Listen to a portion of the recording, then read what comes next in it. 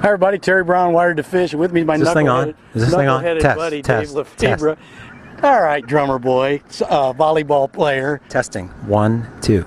Testing. Drummer. That's what you're used to. You're a drummer. You're a volleyball player, and all of a sudden you think you're a professional. You think you're a professional angler. I got to ask you some serious stuff, man. Like, you can't be cutting up here. You got to ask serious stuff. Get out. You and I talk all the time. You talk about all the stuff. You're very active on social media. You're one of the guys that are out there all the time. You've got your Facebook page going crazy. You've got a lot of stuff going on. How important is that to you as a pro angler?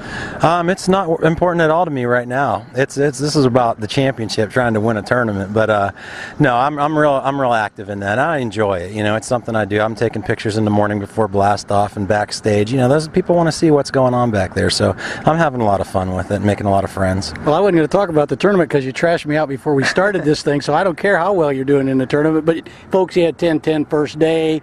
He's doing real well in the hunt. I think 14 or 15 pounds is leading. Tough time to fish right now. Hot, miserable, a lot of blueback herring out chasing around. You got to really move a lot. Tell me a little bit about your day. Well, I was ignoring those spotted bass, you know, and hadn't talked to anybody in practice until the last day of practice, and I only talked to 4 or 5 guys, and they're telling me they're catching 15 to 18 pounds a day of spots, you know, so, and I was catching around 9, so I really thought that I missed the boat. I didn't think it was going to be as tough as it was today, and I'm thrilled. I mean, I'm blown away still. I can't believe it. I'm giddy.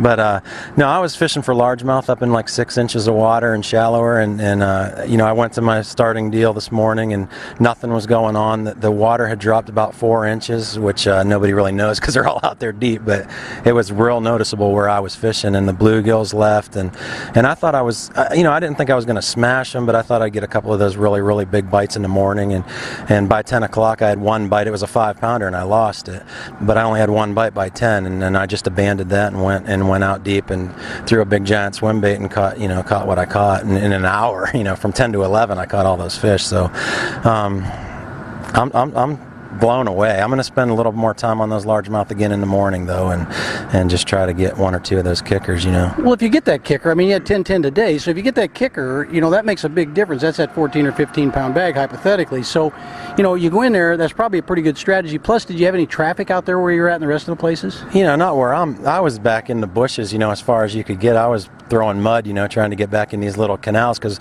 right now the willow trees on this lake are kind of like in the middle of the pockets. Like the deepest water is right where the tree's growing, which is kind of different for what I'm used to.